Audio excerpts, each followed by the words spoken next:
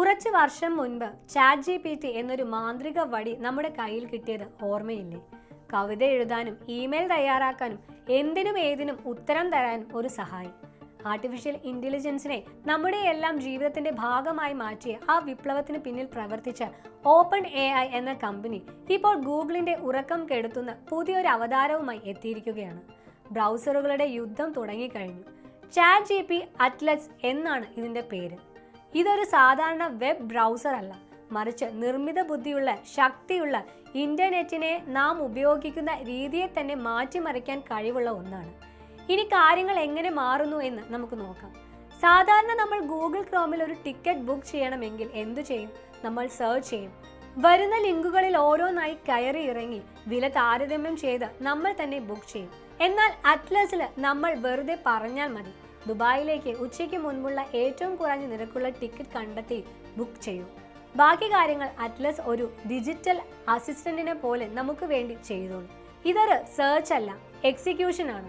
അതായത് നമ്മൾ പറയുന്ന ജോലികൾ അത് നേരിട്ട് ചെയ്യുന്നു. ഇതിലെ ഏറ്റവും വലിയ വിപ്ലവം എന്താണെന്നോ? അറ്റ്ലസ് ബ്രൗസറിൽ നമ്മൾ സ്ഥിരം കാണുന്ന ആ സെർച്ച് ബാർ ഇല്ല. വെറുതെ ടൈപ്പ് ചെയ്ത് ലിങ്കുകൾ കണ്ടെത്തുക എന്ന പഴയ രീതിക്ക് വിടാം.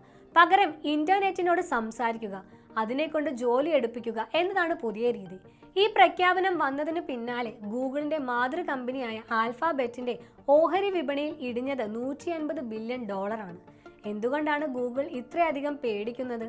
കാരണം കഴിഞ്ഞ 20 വർഷമായി ഇന്റർനെറ്റ് പ്രവർത്തിക്കുന്നത് കീവേഡുകൾ, ബാക്ക് ലിങ്കുകൾ, SEO എന്നിങ്ങനെ 3 തൂണുകളിലാണ്.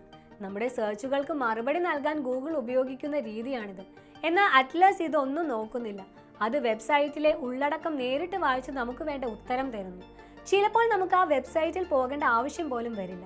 അതോടെ ഗൂഗിളിന്റെ പരസ്യ ബിസിനസിന്റെ അടിത്തറ ഇളകും. എന്നാൽ ഗൂഗിളിനെ അത്ര പെട്ടെന്ന് തോൽപ്പിക്കാൻ പറ്റുമോ? സെർച്ച് വിപണിയുടെ 90% ഇന്ന് ഗൂഗിളിന്റെ കയ്യിലാണ്. ഗൂഗിൾ ക്രോം എന്നത് വെറുമൊരു ബ്രൗസർ മാത്രമല്ല, അത് ജെമിനിയിലേക്കും യൂട്യൂബിലേക്കും ഗൂഗിൾ മാപ്സിലേക്കുമുള്ള നമ്മുടെ വാതിലാണ്. കോടിക്കണക്കിന് ആളുകൾക്ക് ക്രോം തന്നെയാണ് ഇന്റർനെറ്റ്. അതുകൊണ്ട് ഇതൊരു പുതിയ യുദ്ധത്തിന്റെ തുടക്കം മാത്രമാണ്. ഗൂഗിളിന്റെ സാമ്രാജ്യത്തെ വെല്ലുവിളിക്കാൻ ഓപ്പൺ AIക്ക് കഴിയുമോ? നമ്മുടെ ഇന്റർനെറ്റ് ഉപയോഗം അടിമുടി മാറുമോ? നമുക്ക് കാത്തിരുന്ന് കാണാം.